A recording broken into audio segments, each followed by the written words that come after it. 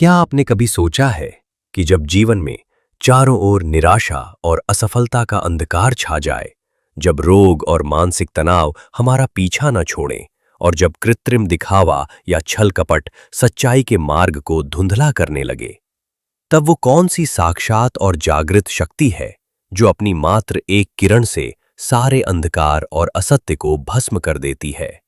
जी हां, वो परम शक्ति हैं, इस ब्रह्मांड के एकमात्र प्रत्यक्ष देवता, नवग्रहों के राजा, भगवान सूर्य नारायण। सूर्यदेव केवल प्रकाश के ही नहीं, बल्कि आरोग्य, तेज, सफलता और प्राकृतिक सत्य के देवता हैं। उनकी अपार कृपा पाने के लिए किसी कठिन अनुष्ठान की नहीं, बल्कि प्रातःकाल तांबे के लोटे से शुद्ध जल का एक अर्घ्य और एक सच्चे, निर्मल मन की आवश्यकता होती है। जय सूर्यदेव दर्शकों, मैं हृदय से स्वागत करता हूं आप सभी का आपके अपने आध्यात्मिक परिवार भक्ति प्रवाह में। आज हम अंधकार का नाश करने वाले प्रत्यक्ष देवता भगवान भास्कर की एक ऐसी अद्भुत, रहस्यमयी और तेजमयी कथा लेकर आए हैं, जिसे सुनकर आपके जीवन की हर व्याधि, हर संकट और हर अज्ञानता का हमेशा के लिए नाश हो जाएगा। लेकिन मेरे प्यारे दोस्तों, एक बात का विशेष ध्यान रखें। भगवान सूर्यदेव अनुशासन और निरंतरता के सबसे बड़े प्रतीक हैं। उनकी इस पावन कथा को बीच में अधूरा छोड़ने का अर्थ है अपने ही जीवन में आ रहे सफलता, आरोग्य और प्रकाश के मार्ग को खुद ही अंधकार में धकेल देना। इसलिए आज अपने व्यस्त जीवन से कुछ पल निकालकर इस दिव्य कथा को अंत तक जरूर सुनें। क्या पता आज इस कथा की कोई एक किरण आपके जीवन में एक नए और उज्जवल सवेरे की शुरुआत कर दे। कथा के इस पावन भक्ति प्रवाह में स्नान करने से पहले, अगर आप भी सूर्य नारायण के सच्चे भक्त हैं और उनके तेज को अपने भीतर महसूस करते हैं, तो इस वीडियो को पूरे श्रद्धा भाव से लाइक करें। अपने प्रियजनों और परिवार के साथ इसे शेयर करें, ताकि उनके जीवन में भी आरोग्य और सकारात्मकता का प्रकाश फैले। और हाँ, सनातन धर्म की ऐसी ही अलौकिक और सिद्ध कथाओं से निरंतर जुड़े रहने के लिए आपके अपने चैनल भक्ति प्रवाह को अभी सब्सक्राइब जरूर कर लें। तो चलिए, अपने मन के सारे अंधकार, आलस्य और नकारात्मकता को भगवान भास्कर के दिव्य तेज में भस्म हो जाने दीजिए। दोनों हाथ जोड़कर कमेंट बॉक्स में पूरी ऊर्जा के साथ लिखिए जय सूर्यदेव या ओम भास्कराय नमः।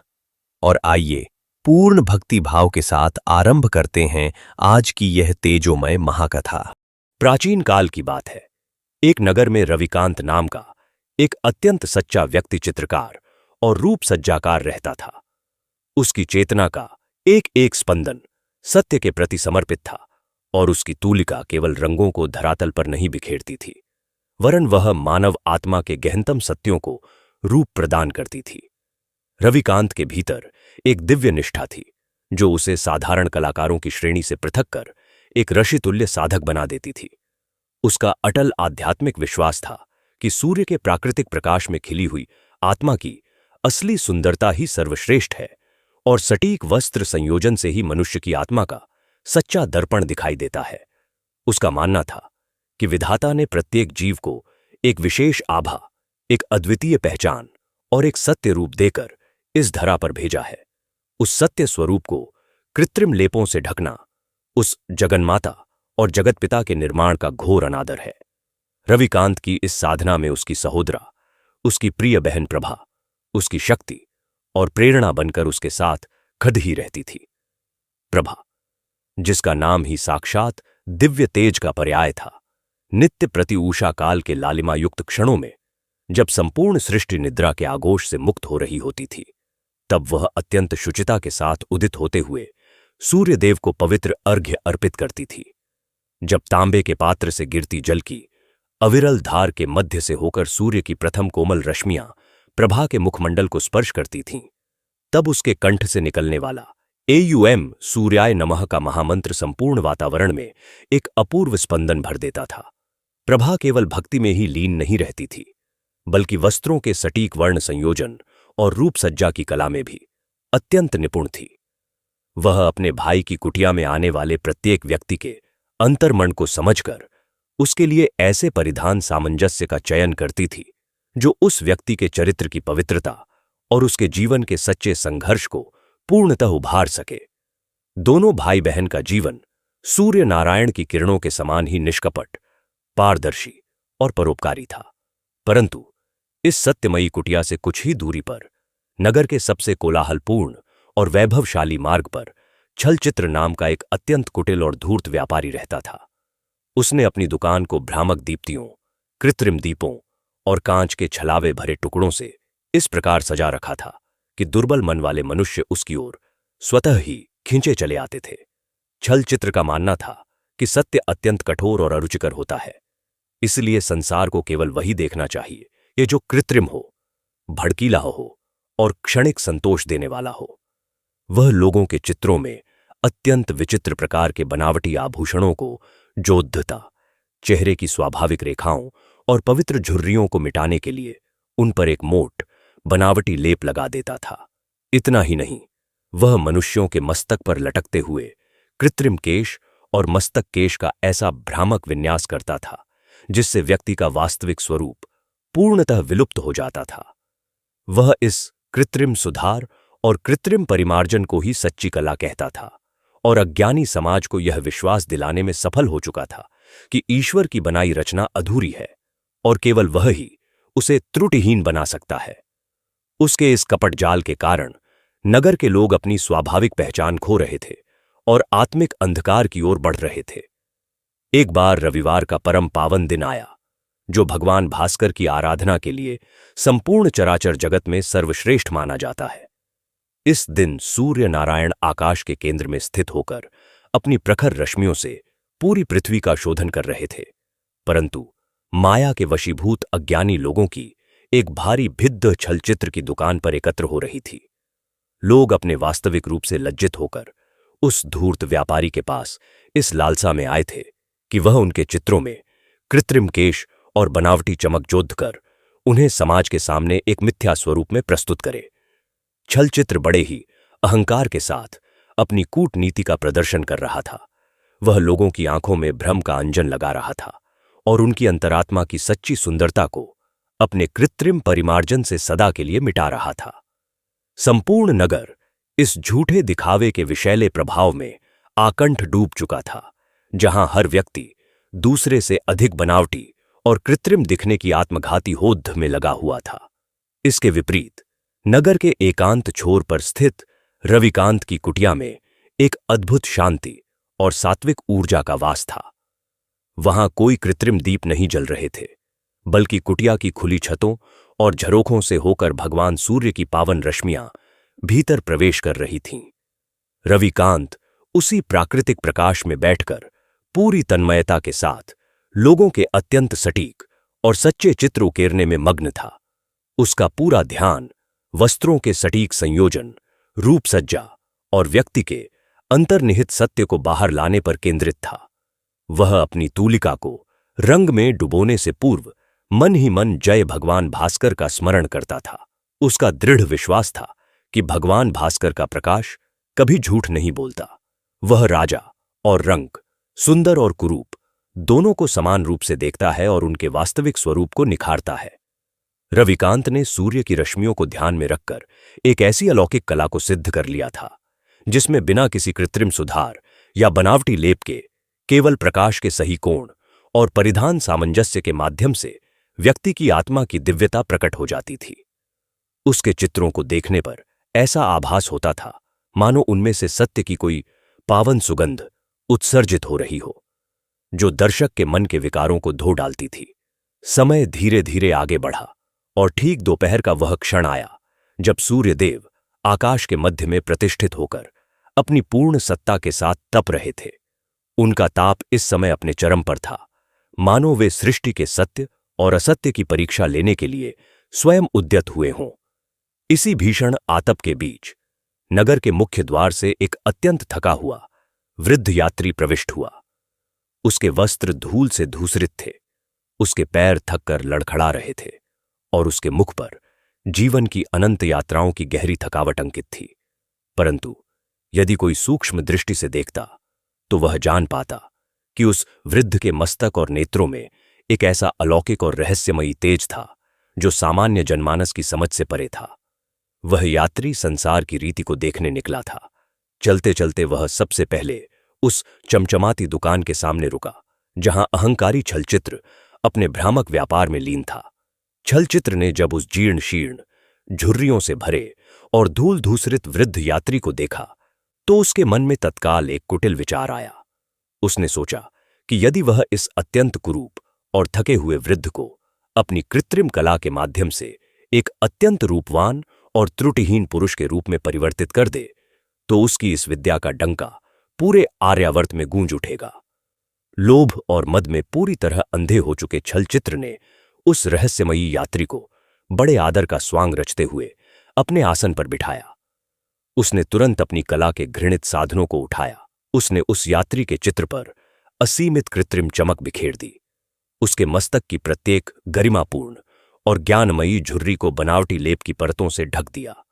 उसने उस वृद्ध के श्वेत तपस्वी केशों के स्थान पर काले घने कृत्रिम केश और मस्तक केश का ऐसा जाल बुना कि वह चित्र किसी अन्य ही लोक का प्रतीत होने लगा।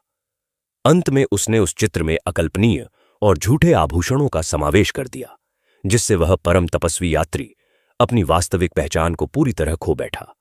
वह चित्र सत्य से कोसों दूर केवल वासना और मिथ्या आकर्षण का एक निर्जीव पुतला मात्र रह गया था। जब चित्र पूर्ण हो गया तो छल चित्र ने बड़े गर्व से उसे उस यात्री के सम्मुख रखा। उस सत्य प्रेमी और तेजस्वी यात्री ने जैसे ही उस चित्र पर अपनी दृष्टि डाली, उनकी आंखें क्रोध की प्रखर ज्वाला से प्रदीप्त हो उठीं। उस चित्र में कहीं भी उनकी आत्मा का अंश नहीं था, कहीं भी उनकी साधना का चिन्ह नहीं था। यात्री का मुखमंडल अत्यंत गंभीर हो गया और उन्होंने अत्यंत कड़कड़ाती वाणी में कहा, हे धूर्त, यह तूने किसका चित्र बनाया है? क्या तू इस नश्वर शरीर के पीछे छिपी आत्मा को पूरी तरह भूल चुका है? तूने मेरे जीवन के संघर्ष, मेरी साधना के तेज और विधाता द्वारा दिए गए इस नैसर्गिक स्वरूप को अपने इस निकृष्ट बनावटी लेप से कलंकित कर दिया है। मुझे यह असत्य और छल से भरा चित्र कदापि स्वीकार नहीं है। यह कहकर उस यात्री ने उस चित्र को अस्वीकार कर दिया और अत्यंत तीव्र गति से उस दुकान की सीमा से बाहर निकल गए, जिससे छल चित्र स्तब्ध और भीतर तक कांप उठा। इसके पश्चात वे परम पवित्र यात्री धीमे धीमे पग बढ़ाते हुए रविकांत की शांत कुटिया के द्वार पर पहुंचे। उस समय प्रभा अपनी कुटिया के प्रांगण में तुलसी के पौधे के समीप बैठकर अत्यंत मधुर स्वर में आदित्य हृदय स्तोत्र का पाठ कर रही थी। स्तोत्र के एक एक श्लोक से कुटिया का वातावरण ऐसा पवित्र हो रहा था, मानो साक्षात देवलोक की ऊर्जा वहां बरस रही हो। जैसे ही रविकांत और प्रभा की दृष्टि उस थके हुए वृद्ध यात्री पर पड़ी, उनके हृदयों में एक अपूर्व श्रद्धा का ज्वार उमड़ पड़ा। वे तत्काल अपने स्थान से उठे और दौड़कर द्वार पर आए। रविकांत ने अत्यंत विनम्रतापूर्वक झुककर यात्री के चरण स्पर्श किए और प्रभा ने स्वर्ण पात्र में पवित्र जल लाकर उनके चरणों को प्रक्षालित किया।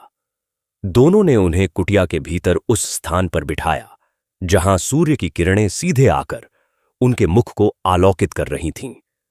रविकांत ने उस यात्री के चेहरे को ध्यान से देखा।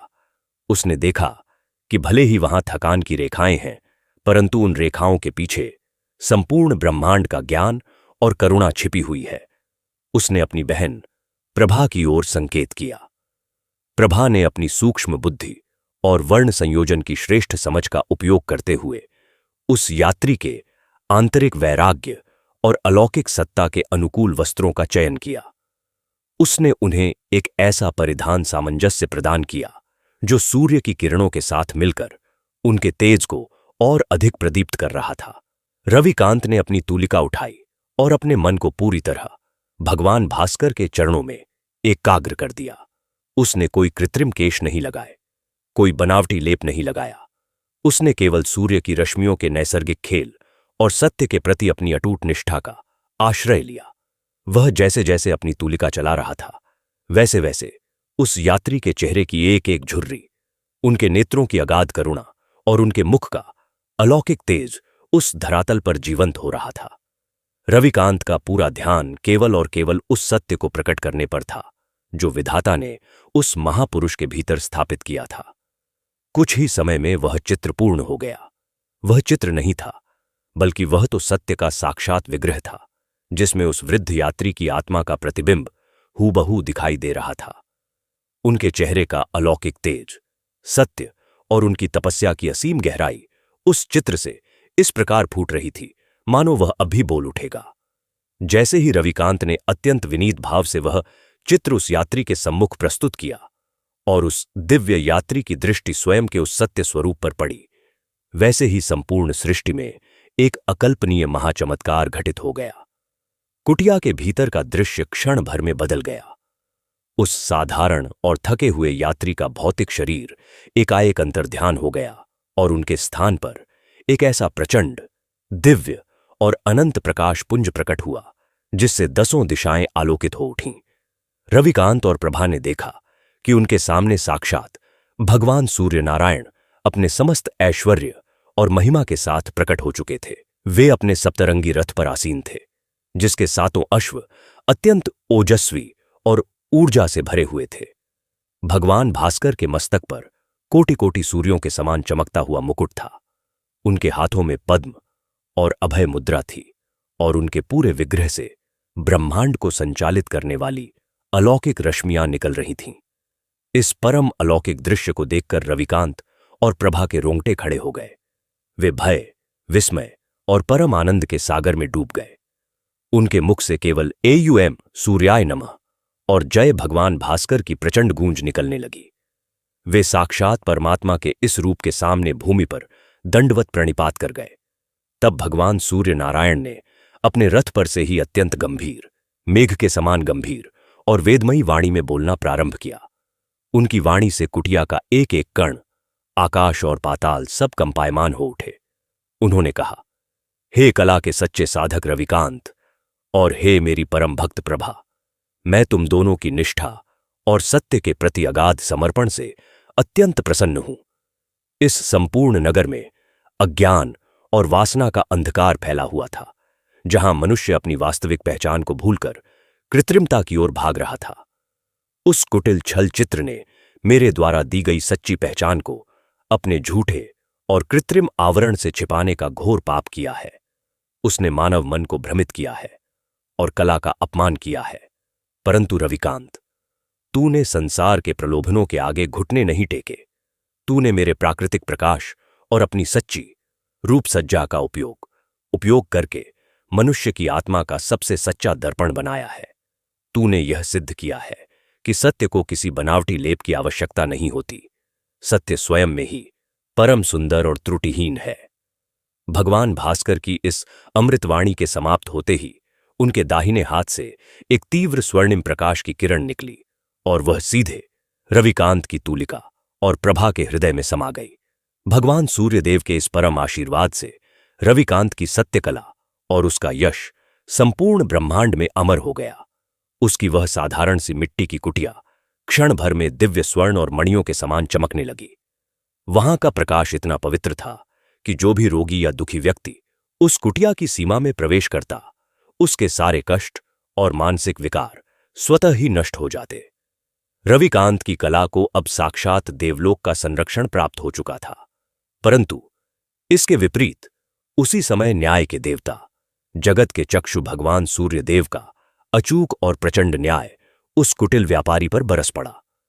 जैसे ही सूर्यदेव ने अपनी तीसरी आंख के समान अपनी प्रखर दृष्टि उस नगर के मध्य में स्थित छल चित्र की दुकान पर डाली, वैसे ही आकाश से एक प्रचंड आकाशीय विद्युत उस दुकान पर आकर गिरी। छल चित्र की वह विशाल दुकान, जो झूठ, कपट, कृत्रिम केश, बनावटी आभूषणों और कृत्रिम परिमार्जन के बल पर खड़ी थी, क्षण भर में धू धू करके जलने लगी। वह आग सामान्य आग नहीं थी, वह सत्य की अग्नि थी, जो केवल असत्य का भक्षण कर रही थी।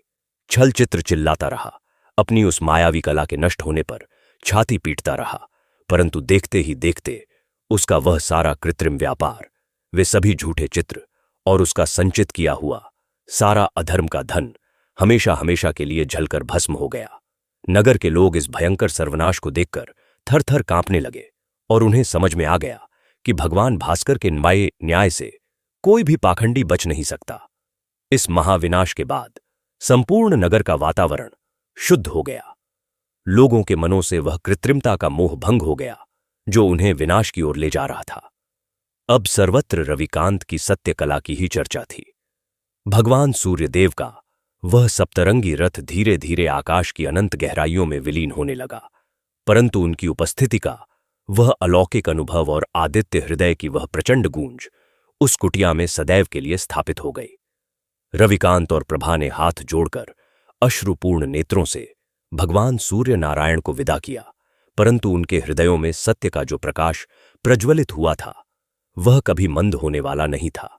इसके बाद से रविकांत की कुटिया एक महान तीर्थ स्थल के रूप में परिवर्तित हो गई। दूर दूर के राज्यों से राजा, महाराजा, ऋषि मुनि और साधारण जन अपनी छवियों को उकेरवाने और अपनी आत्मा का सच्चा दर्पण देखने के लिए वहां आने लगे। रविकांत प्रत्येक व्यक्ति को उसी आसन पर बिठाता जहां सूर्य की पवित्र किरणें पड़ती थीं और प्रभा वस्त्रों के उसी दिव्य वर्ण संयोजन से उनकी सज्जा करती थी जो विधाता की इच्छा के अनुकूल हो। कला का यह पावन प्रवाह बिना किसी विघ्न के निरंतर और अविरल रूप से बहता चला जा रहा था। हर एक चित्र जो रविकांत की तूलिका से निर्मित होता वह मनुष्य को उसके अहंकार से मुक्त कर ईश्वर के निकट ले जाता था। यह सत्संग कथा, सत्य की यह विजय गाथा और कृत्रिमता के सर्वनाश का यह जीवंत वृत्तांत काल की सीमाओं को पार करके आगे बढ़ रहा था। मानो इतिहास स्वयं इस अलौकिक सत्य को अपने स्वर्णिम पृष्ठों पर अंकित करने के लिए लालायित हो रहा हो और सृष्टि का कण कण आज भी उस दोपहर के महाचमत्कार को याद कर एयुएम सूर्याय नमः के अखंड कीर्तन में डूबा हुआ था, जिसके प्रभाव से मानव चेतना के भीतर छिपे हुए समस्त अज्ञान के अंधकार का समूल नाश हो रहा था और चारों ओर केवल और केवल भगवान भास्कर का ही साम्राज्य दिखाई दे रहा था, जिसका आदि है और न कोई अंत, जो निरंतर गतिशील है, प्रखर है और सर्वथा शाश्वत है।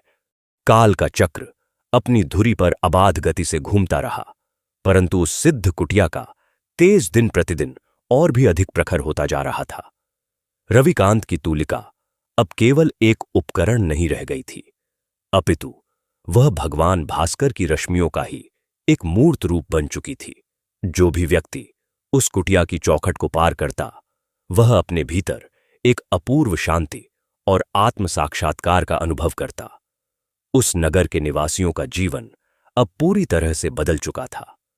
कृत्रिमता और दिखावे का जो विष छलचित्र ने उनके मनों में घोला था वह सूर्यदेव के प्रकाश और रविकांत की सच्ची कला के प्रभाव से पूर्णतः धुल चुका था। लोग अब अपने प्राकृतिक स्वरूप से प्रेम करने लगे थे। वे समझ चुके थे कि ईश्वर द्वारा प्रदत्त यह शरीर और इसके वास्तविक लक्षण ही सबसे सुंदर हैं और किसी भी प्रकार का कृत्रिम सुधार या बनावटी लेप केवल अज्ञानता का प्रतीक है। प्रभा का नियम अब और भी अधिक कठोर और सात्विक हो गया था। वह नित्य प्रति आदित्य हृदय स्तोत्र का पाठ करते हुए उन परिधानों का निर्माण करती जिनमें सत्य और धर्म का ताना बाना बुना होता था।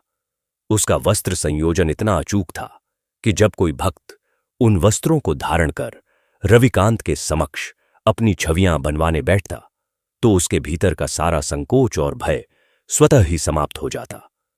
प्रभा द्वारा चुने गए वर्ण संयोजन में प्राकृतिक रंगों की वह छटा होती थी जो सीधे प्रकृति के हृदय से उत्पन्न होती थी और वह परिधान सामंजस्य व्यक्ति की चेतना को सीधे परमात्मा से जोड़ देता था। इसी बीच उस पावन नगर में एक अत्यंत दूरस्थ राज्य से दर्पसेन नाम का एक अत्यंत अहंकारी, वैभवशाली परंतु भीतर से खोखला राजा आया। दर्पसेन के पास अथाह धन संपत्ति थी, परंतु उसका मन अत्यंत मलिन और विकारों से भरा हुआ था। उसने अपने संपूर्ण जीवन में अनगिनत छलकपट किए थे और उन पापों की स्याह कालिमा उसके चेहरे पर स्पष्ट रूप से दिखाई देती थी। वह अपने उस मलिन और पापी रूप से अत्यंत घृणा करता था और हमेशा उस सत्य को छिपाने के लिए मस्तक केश, कृत्रिम केश और विभिन्न प्रकार के भ्रामक बनावटी लेपों का आश्रय लेता था। जब उस राजा ने अपने गुप्तचरों के माध्यम से रविकांत की विश्वव्यापी ख्याति और उसकी उस अलौकिक कला के विषय में सुना तो उसका पुराना अहंकार पुनः जाग उठा। वह भारी लाव लश्कर, स्वर्ण और बहुमूल्य रत्नों से भरे रथों के साथ रविकांत की उस पवित्र कुटिया के बाहर पहुंचा और अपने सेवकों को आदेश देकर कुटिया के भीतर प्रवेश कर गया। उसका आचरण अत्यंत दर्प भरा था और वह रविकांत के समक्ष खड़े होकर अत्यंत कठोर स्वर में बोला, हे नगर के प्रसिद्ध व्यक्ति चित्रकार, मैंने सुना है कि तुम्हारी कला में बड़ा भारी चमत्कार है और तुम किसी को भी नया रूप दे सकते हो। मैं इस राज्य का सबसे शक्तिशाली नरेश हूं, परंतु मेरे मुख पर ये जो झुर्रियां और श्राप के चिन्ह हैं, वे मुझे अत्यंत पीड़ा देते हैं। मैं चाहता हूं कि तुम मेरा एक ऐसा चित्र बनाओ जिसमें मेरा रूप किसी देवराज के समान त्रुटिहीन, युवा और कांतिवान लगे। मेरी इन आकृतियों से ये सारे दोष पूरी तरह से मिट जाने चाहिए। तुम अपने रंगों और ज्ञान से ऐसा कृत्रिम परिमार्जन करो कि आने वाली पीढ़ियां मुझे एक निष्कलंक, पुण्यवान और परम सुंदर नरेश के रूप में जाने। यदि तुम ऐसा कर सके तो मैं तुम्हें इतना स्वर्ण दूंगा कि तुम्हारी आने वाली 7 पीढ़ियां भी उसे गिन नहीं पाएंगी। रविकांत अत्यंत शांत और स्थिर भाव से अपने कुशा के आसन पर बैठा रहा। उसके भीतर एयूएम सूर्याय नमः का अजस्र और अखंड जाप चल रहा था, जो उसे संसार के हर प्रलोभन और भय से मुक्त रखता था। उसने उस अहंकारी राजा की ओर अत्यंत करुणा और करुणा से भरी दृष्टि से देखा और अपने कोमल परंतु दृढ़ स्वर में कहा, हे राजन, यह तूलिका जो आप मेरे हाथों में देख रहे हैं, वह किसी कृत्रिम सुधार या राजसी छलकपट की दासी नहीं है। मेरी कला स्वर्ण या मुद्राओं की दासता स्वीकार नहीं करती। मैं केवल वही उकेरता हूं जो भगवान भास्कर का प्राकृतिक प्रकाश मुझे स्पष्ट रूप से दिखाता है। यदि आप अपने भीतर के उस नग्न सत्य का सामना करने का साहस रखते हैं, तो ही इस आसन पर विराजमान हो। मेरे यहां न तो कोई बनावटी लेप है और न ही आपके इन मिथ्या कृत्रिम केशों को संवारने का कोई झूठा प्रबंध। मेरी बहन प्रभा आपके लिए एक शुद्ध और सात्विक रूप सज्जा और परिधान सामंजस्य करेगी, और उसके पश्चात सूर्य की पवित्र रश्मियों में ही आपका वह सच्चा रूप धरातल पर उतरेगा जो विधाता ने आपको दिया है। दर्पसेन एक साधारण व्यक्ति चित्रकार के मुख से यह निर्भीक और सत्य से भरा उत्तर सुनकर भीतर ही भीतर क्रोध से तिलमिला उठा। उसका राजसी अहंकार आहत हुआ था, परंतु कुटिया के भीतर का जो अलौकिक प्रभाव, जो दिव्य सुगंध और जो अखंड शांति थी, उसने उसके भीतर के उस प्रचंड क्रोध को कुछ ही क्षणों में जैसे किसी माया के प्रभाव से शिथिल कर दिया। एक अत्यंत रहस्यमयी और अज्ञात शक्ति ने उस राजा को बिना कोई विरोध किए उस साधारण से आसन पर बैठने के लिए विवश कर दिया। प्रभा, जिसका हृदय साक्षात करुणा का सागर था, आगे आई और उसने अत्यंत आदर के साथ राजा के उन भारी, राजसी और भड़कीले वस्त्रों को, जो उसके भीतर के डर को छिपा रहे थे, हटवाकर उसे अत्यंत सादे, स्वच्छ और सत्य का बोध कराने वाले श्वेत परिधान धारण करवाए। उस अद्भुत वस्त्र संयोजन ने राजा के कठोर हृदय पर पड़े आवरण को हल्का सा स्पर्श किया और उसके भीतर दबे हुए वैराग्य के एक छोटे से बीज को अंकुरित कर दिया। अब राजा उस पवित्र स्थान पर बैठा था जहां कुटिया के झरोखे से सूर्य की प्रखर रश्मियां सीधे उसके मुखमंडल पर पड़ रही थीं। रविकांत ने गहरा ध्यान लगाया, अपने दोनों नेत्र बंद करके भगवान सूर्य का स्मरण किया और अपनी तूलिका को उन प्राकृतिक रंगों में डुबोकर उस राजा का चित्र बनाना प्रारंभ किया जिन्हें उसने प्रकृति के सानिध्य में स्वयं तैयार किया था। उसने राजा के चेहरे के उस कृत्रिम लेप, उन मिथ्या आभूषणों और उस बनावटीपन को पूरी तरह अनदेखा कर दिया और अपने ज्ञान चक्षुओं से सीधे उसकी आत्मा के भीतर झांकना शुरू किया। उसकी तूलिका कैनवस पर अत्यंत तीव्र गति से चलने लगी। तूलिका के हर एक आघात के साथ दर्पसेन के वर्षों के पाप, उसकी छिपी हुई पीड़ा, उसका मौन पश्चाताप और अंततः उसके भीतर अत्यंत गहराई में दबी हुई ईश्वर की वह नन्ही सी ज्योति उस चित्र में स्पष्ट रूप से उभरने लगी। चित्र में राजा कोई त्रुटिहीन या तेजस्वी देवता नहीं लग रहा था, बल्कि वह एक ऐसा दीन, थका हुआ और पश्चातापी मनुष्य लग रहा था जो अपने अज्ञान के घोर अंधकार से निकलकर सूर्य के प्रकाश की ओर दोनों हाथ जोड़कर क्षमा की प्रार्थना कर रहा हो। कुटिया में एक पूर्ण मौन छा गया था। केवल तूलिका के चलने की ध्वनि और आदित्य हृदय के मानसिक पाठ के स्पंदन ही वहां उपस्थित थे। जब कई प्रहरों की अटूट साधना के पश्चात वह सत्य से ओतप्रोत चित्र पूर्ण हुआ, तब रविकांत ने उसे अत्यंत विनम्रता के साथ दर्पसेन के सम्मुख प्रस्तुत किया। उस चित्र को देखते ही राजा की आंखें विस्मय और भय से फटी की फटी रह गईं। उसने जीवन में पहली बार अपने उस नग्न और वास्तविक सत्य को देखा था, जिसे वह जीवन भर कृत्रिम परिमार्जन, सत्ता और धन के आवरण से छिपाता आ रहा था। उस चित्र में कोई कृत्रिम केश नहीं थे, उसके मस्तक पर कोई बनावटी मुकुट नहीं था। उसमें केवल एक डरी हुई परंतु सत्य को स्वीकार करने के लिए आतुर आत्मा का प्रतिबिंब था। उस निर्मम परंतु पावन सत्य को देखकर दर्पसेन का वह पत्थर के समान कठोर हृदय पिघल गया। उसकी आंखों से आंसुओं की अविरल और तप्त धारा बह निकली, जो उसके वर्षों के अहंकार को धो रही थी। वह अपने स्थान से उठा और फूट फूट कर रोते हुए रविकांत के चरणों में गिर पड़ा। कुटिया में एक बार पुनः जय भगवान भास्कर का प्रचंड जयघोष गूंज उठा और राजा के मुख से रुंधे हुए परंतु अत्यंत पवित्र कंठ से एयुएम सूर्याय नमः का महामंत्र फूट पड़ा। सत्य के इस तीव्र प्रकाश ने उस राजा को उसी के क्षण एक नया जन्म दे दिया था। उसने अपना सारा राजपाट, अपना वह सारा मिथ्या अहंकार और अपने लाव लश्कर को वहीं कुटिया के बाहर त्याग दिया और वह भगवान सूर्य तथा प्राकृतिक सत्य का एक साधारण और परम भक्त बन गया।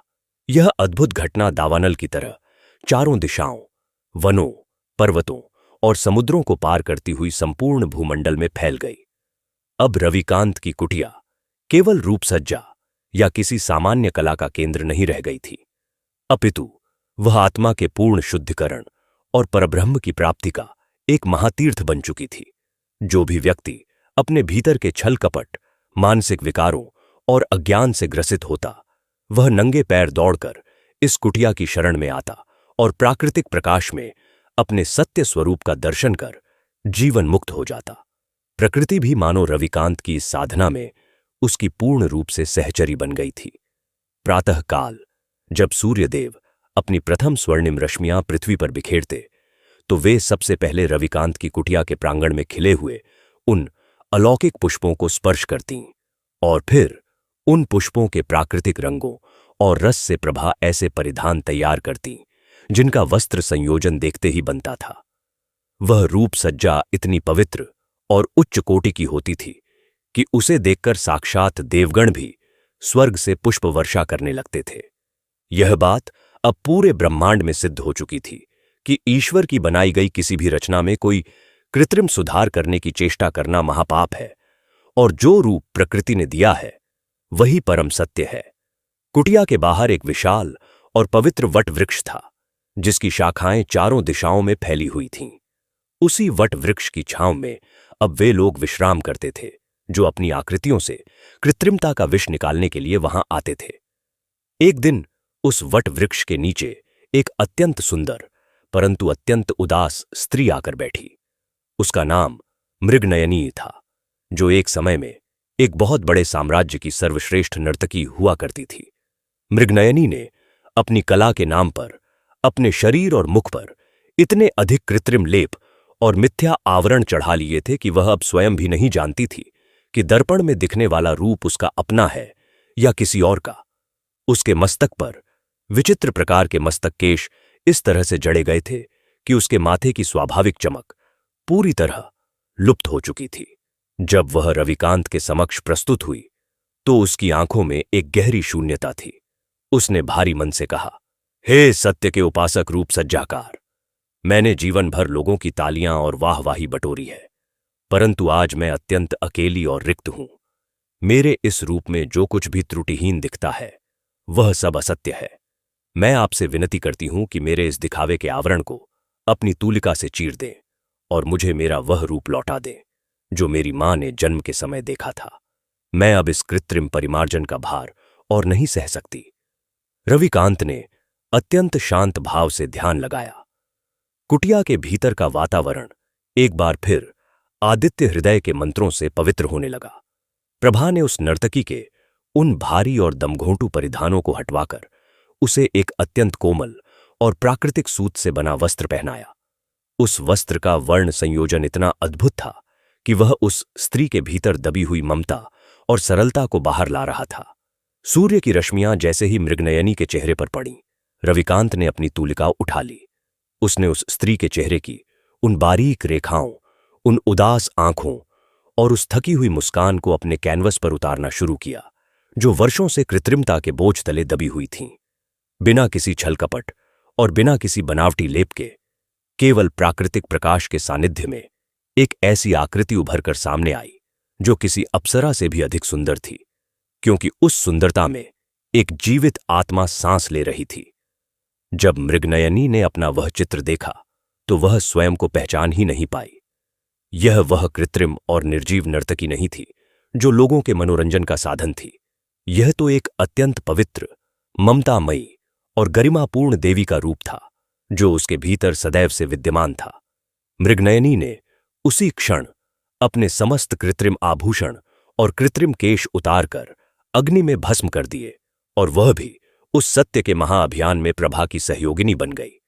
प्राकृतिक सत्य की यह विजय गाथा अब रुकने वाली नहीं थी। जैसे जैसे समय आगे बढ़ रहा था, वैसे वैसे सूर्यदेव का वह परम तेज रविकांत के रोम रोम में समाता जा रहा था। ऐसा प्रतीत होता था कि अब रविकांत कोई मनुष्य नहीं रहा, बल्कि वह स्वयं भगवान भास्कर का एक अंश बन गया है। उसकी कुटिया से निकलने वाला प्रकाश रात्रियों में भी लुप्त नहीं होता था। वह एक ऐसा आध्यात्मिक प्रकाश बन गया था जो अंधकार को चीरकर सीधे मनुष्यों की चेतना पर प्रहार करता था। दूर देशों के जो व्यापारी पहले छलचित्र जैसी मायावी दुकानों पर जाकर अपना धन और आत्मा दोनों नष्ट कर देते थे, वे अब अपने पापों का प्रायश्चित करने के लिए उस सिद्ध कुटिया की ओर दौड़ रहे थे। सत्य का यह महाप्रवाह इतना विशाल और अविरल हो गया था कि उसने समाज की संपूर्ण व्यवस्था को ही बदल कर रख दिया था। लोग अब दिखावे के वस्त्र संयोजन के बजाय उन परिधानों को महत्व देने लगे थे जो उनकी आत्मा को शीतलता प्रदान करते थे। चारों ओर केवल जय भगवान भास्कर और एयुएम सूर्याय नमः की ही प्रचंड गूंज सुनाई देती थी। यह कथा केवल एक व्यक्ति चित्रकार की कथा नहीं थी, यह उस सनातन सत्य की कथा थी जो युगों युगों तक मानव जाति का मार्गदर्शन करने के लिए भगवान सूर्यदेव ने स्वयं अपने हाथों से रची थी।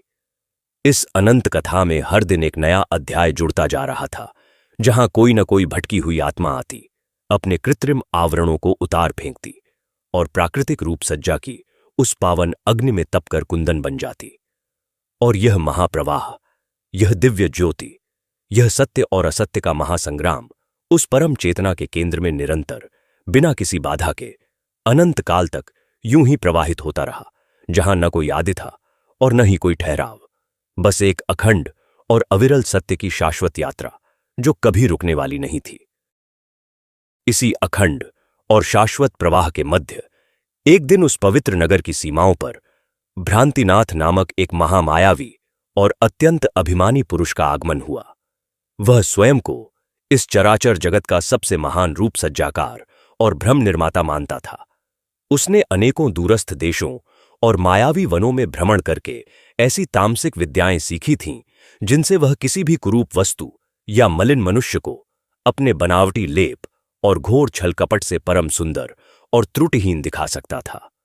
भ्रांतिनाथ को जब रविकांत की उस अलौकिक सत्य कला और भगवान भास्कर के उस महाचमत्कार के विषय में ज्ञात हुआ, तो उसके भीतर ईर्ष्या और अहंकार की प्रचंड अग्नि भड़क उठी।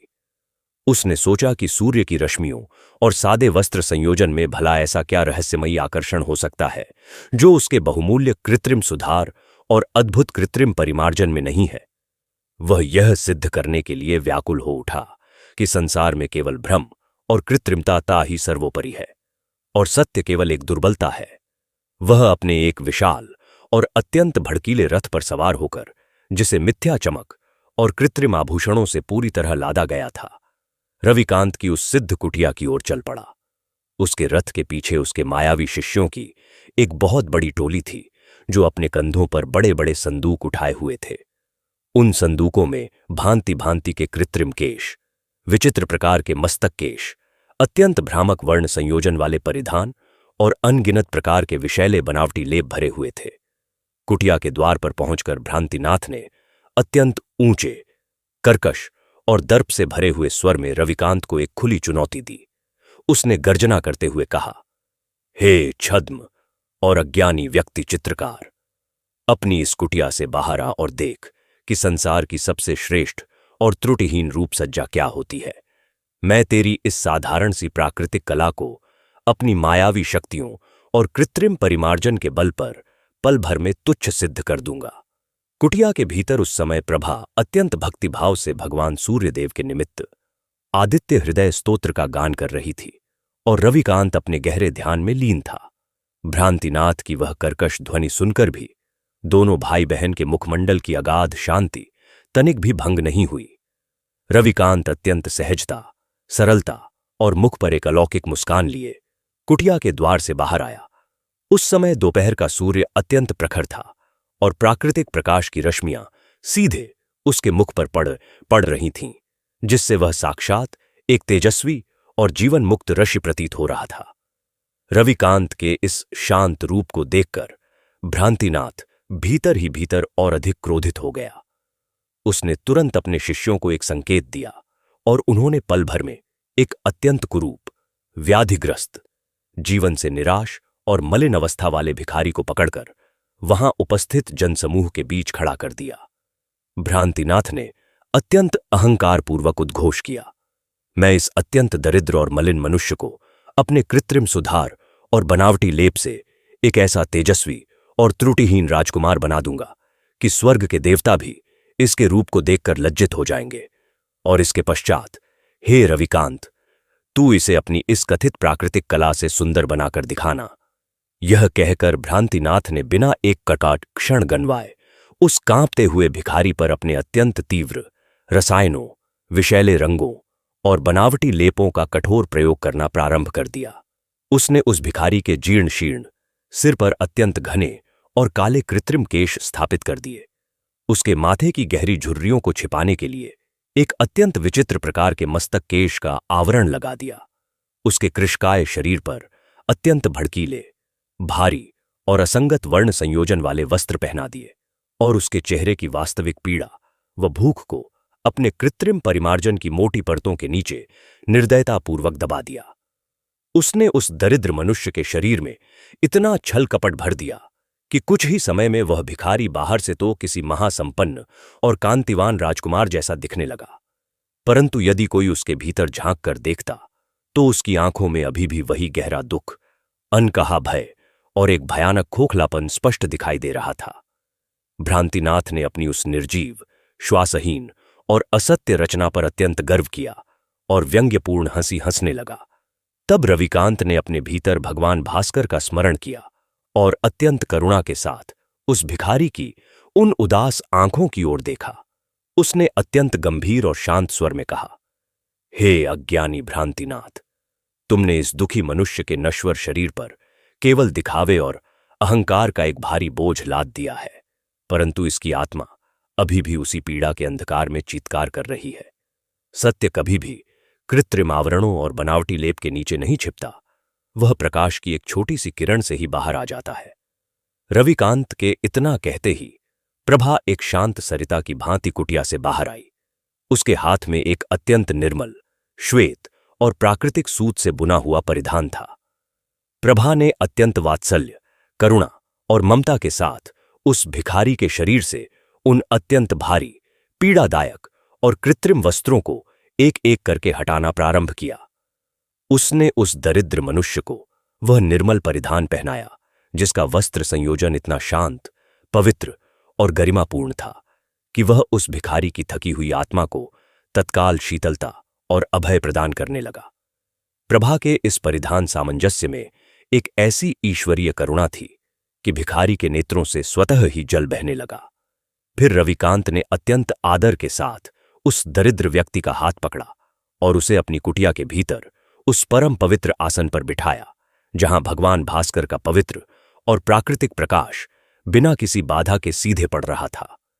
रविकांत ने अपनी सत्यमयी तूलिका उठाई और अपने संपूर्ण ध्यान को उस व्यक्ति की आत्मा पर केंद्रित कर दिया। उसने तूलिका के माध्यम से कोई छल कपट नहीं किया, किसी भी प्रकार के कृत्रिम सुधार का आश्रय नहीं लिया। उसने केवल सूर्य की पवित्र रश्मियों और अपने गहन ध्यान के बल पर उस भिखारी की वास्तविक और ईश्वरीय आकृति को उकेरना प्रारंभ किया।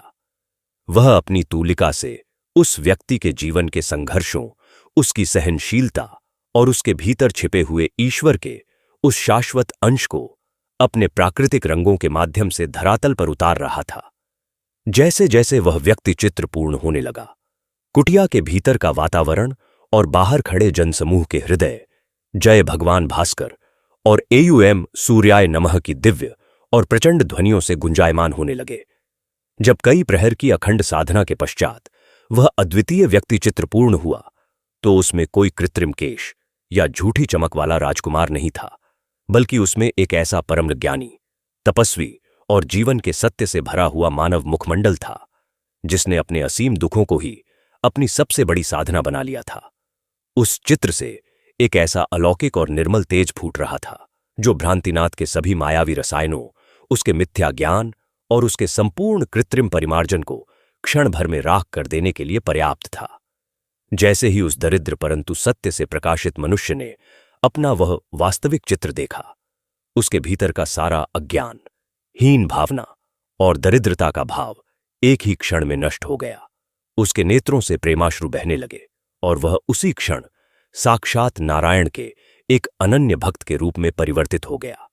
उसके मुख से गूंजते हुए आदित्य हृदय के श्लोकों ने वहां उपस्थित प्रत्येक प्राणी की आत्मा को झकझोर कर रख दिया।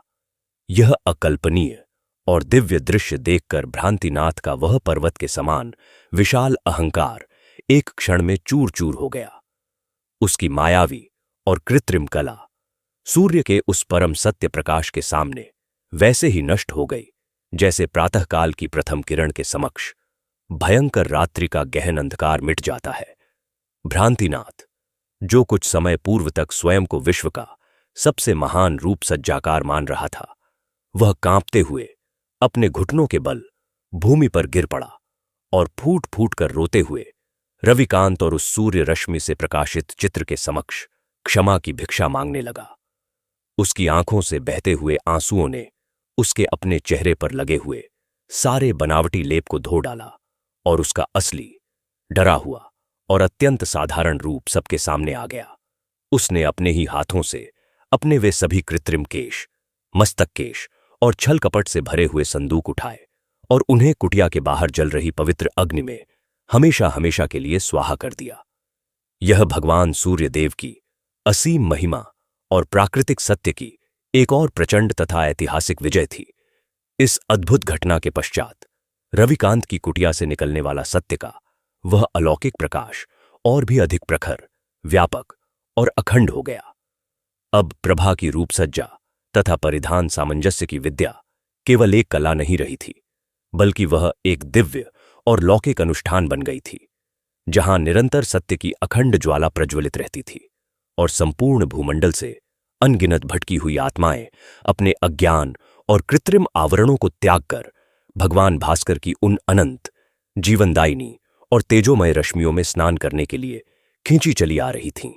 प्रत्येक दिन, प्रत्येक प्रहर उस कुटिया में एक नए सत्य का जन्म होता था और कोई न कोई नया प्राणी अपनी झूठी छवियों को मिटाकर अपने भीतर के उस शाश्वत सूर्य को जगाता था। वहां कोई राजा नहीं था, कोई रंक नहीं था, बस प्राकृतिक प्रकाश की वह समान वर्षा थी, जो हर एक आत्मा के भीतर छिपे हुए परम सौंदर्य को उभार कर उसे सीधे परमात्मा के श्रीचरणों में अर्पित कर रही थी।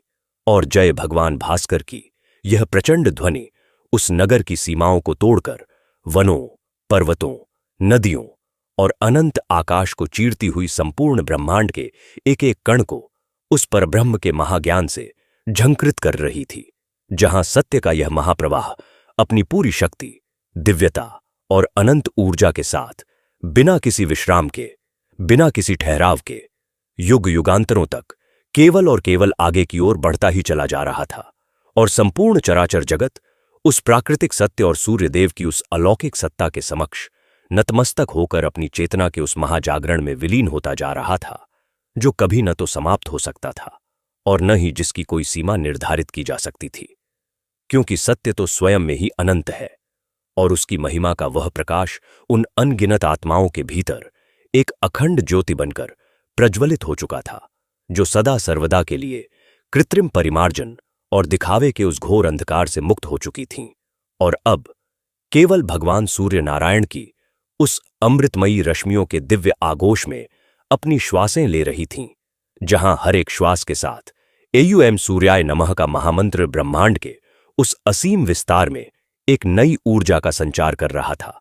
और रविकांत की वह सत्य से सराबोर तूलिका उस असीम और अनंत महाग्रंथ के ऐसे पन्ने रचती जा रही थी जिनका न तो कोई आरंभ शेष रह गया था और न ही कोई अंत दृष्टिगोचर हो रहा था। उसी अनंत और शाश्वत महाप्रवाह के मध्य काल ने एक और अद्भुत पृष्ठ पलटा। नगर की सीमाओं के पार जहां तक दृष्टि जाती थी वहां से धूल का एक विशाल गुबार उठता हुआ दिखाई दिया। यह समरवीर नाम के एक अत्यंत पराक्रमी और अजेय सेनापति का आगमन था। समरवीर ने अपने जीवन में अनगिनत युद्ध जीते थे, अनेक राज्यों को अपने बाहुबल से झुकाया था, परंतु इन निरंतर युद्धों ने उसके शरीर और आत्मा दोनों पर अत्यंत गहरे और पीड़ादायक घाव छोड़ दिए थे। वह भीतर से अत्यंत थका हुआ, खोखला और भयभीत हो चुका था, परंतु अपने इस भय और अपनी दुर्बलता को छिपाने के लिए उसने स्वयं को कठोर लौह आवरणों, भ्रामक आभूषणों तथा अपने मुख पर अत्यंत गहरे बनावटी लेप से ढक रखा था। वह समाज के समक्ष स्वयं को एक ऐसे अत्रुटिहीन और कठोर योद्धा के रूप में प्रस्तुत करता था जिसे न कभी पीड़ा होती है और न ही जिसके मुख पर कोई संवेदना है। उसके मस्तक पर कृत्रिम केश और मस्तक केश इस प्रकार से जड़े गए थे कि वे उसे और अधिक खूंखार और अभेद्य दिखाते थे। जब उसे अपने गुप्तचरों से रविकांत की सत्यकला और भगवान भास्कर के उस अकल्पनीय महाचमत्कार के विषय में ज्ञात हुआ तो उसके भीतर की वह दबी हुई और त्रस्त आत्मा जैसे मुक्ति की आस में छटपटा उठी। वह अपने विशाल रथ से उतरा और अपने भारी कदमों से चलता हुआ रविकांत की उस सिद्ध और शांत कुटिया के द्वार पर आ पहुंचा। कुटिया के भीतर का वह सात्विक और शांतिपूर्ण वातावरण समरवीर के उस कोलाहलपूर्ण और युद्ध की विभीषिका से भरे मन के लिए अत्यंत नया और विस्मयकारी था। उसने अपने कठोर और रूखे स्वर में रविकांत से कहा, हे सत्य के उपासक रूप सज्जाकार, मैंने सुना है कि तुम्हारी तूलिका में भगवान सूर्य का सीधा प्रकाश उतरता है। मैं चाहता हूं कि तुम मेरा एक ऐसा व्यक्ति चित्र बनाओ जिसमें मेरे इन सभी घावों, मेरी इन सभी दुर्बलताओं और मेरी इस आंतरिक पीड़ा का कोई नामो निशान न हो। तुम अपने वर्ण संयोजन और कृत्रिम परिमार्जन का ऐसा माया जाल रचो कि आने वाले युग मुझे केवल एक अभेद्य, अजेय और त्रुटिहीन महायोद्धा के रूप में ही स्मरण रखें। मैं नहीं चाहता कि मेरी कोई भी दुर्बलता संसार के सामने आए। रविकांत अत्यंत शांत और स्थिर भाव से अपने कुशा के आसन पर विराजमान रहा। उसकी आंखों में न तो समरवीर के उस विशाल रूप का कोई भय था और न ही उसके कठोर वचनों का कोई प्रभाव। उसने अत्यंत करुणा और वात्सल्य से भरकर उस सेनापति की ओर देखा और कहा, हे वीर, आप जिन घावों और पीड़ाओं को अपनी दुर्बलता मानकर इस बनावटी लेप के नीचे छिपा रहे हैं, वे घाव तो आपके जीवन के सबसे बड़े सत्य और आपकी तपस्या के साक्षी हैं। सत्य कभी दुर्बल नहीं होता और जो दुर्बल है वह कभी सत्य नहीं हो सकता। भगवान भास्कर का प्राकृतिक प्रकाश जब पड़ता है तो वह युद्ध के कठोर लोहे को नहीं बल्कि उसके भीतर धड़कते हुए उस कोमल हृदय को प्रकाशित करता है जो करुणा और शांति के लिए लालायित है। यदि आप अपनी आत्मा का सच्चा दर्पण देखना चाहते हैं तो आपको इस कृत्रिम सुधार, छल कपट और इन मिथ्या आवरणों का त्याग करना ही होगा। समरवीर का वह लौह हृदय जो कभी किसी शस्त्र से नहीं भेदा जा सका था, रविकांत के इन सत्य और करुणा से भरे वचनों के समक्ष मोम की भांति पिघलने लगा। उसी क्षण प्रभा, जो साक्षात वात्सल्य और ममता की प्रतिमूर्ति थी, आगे आई। उसने अत्यंत आदरपूर्वक समरवीर के उन भारी, रक्तरंजित और पीड़ादायक लौह आवरणों को हटवाया। उसने उसके चेहरे से वह सारा बनावटी लेप और वे सभी कृत्रिम केश अत्यंत सावधानी से हटा दिए। प्रभा ने अपने अद्भुत परिधान सामंजस्य का उपयोग करते हुए उस कठोर योद्धा को अत्यंत कोमल, श्वेत और प्राकृतिक सूत से बने वस्त्र पहनाए। उस वस्त्र संयोजन में एक ऐसी ईश्वरीय शांति थी कि समरवीर को ऐसा प्रतीत हुआ मानो वह युगों के पश्चात अपनी माता की गोद में विश्राम कर रहा हो। फिर रविकांत ने उसे उस पावन आसन पर बिठाया जहां कुटिया के झरोखे से सूर्य की पवित्र रश्मियां सीधे सुनहरा आमदिर उसके मुखमंडल पर आ रही थीं। रविकांत ने गहरे ध्यान में प्रवेश किया। अपने भीतर एयुएम सूर्याय नमः का अजस्र नाद जगाया और अपनी तूलिका को प्राकृतिक रंगों में डुबोकर उस योद्धा का चित्र उकेरना प्रारंभ किया। उसने अपनी कला के माध्यम से कोई कृत्रिम परिमार्जन नहीं किया। उसने सेनापति के चेहरे पर मौजूद हर एक घाव, हर एक झुर्री और उन आंखों में छिपी हुई उस गहरी उदासी और करुणा को पूरी सत्यता के साथ कैनवस पर उतारना शुरू किया। जैसे जैसे रविकांत की तूलिका चल रही थी, कुटिया का वातावरण और भी अधिक पावन होता जा रहा था और प्रभा के मुख से उच्चारित आदित्य हृदय के श्लोक उस चित्र में मानो प्राण फूंक रहे थे। जब वह चित्र पूर्ण हुआ और रविकांत ने उसे समरवीर के सम्मुख रखा तो उस महायोद्धा की आंखें फटी की फटी रह गईं।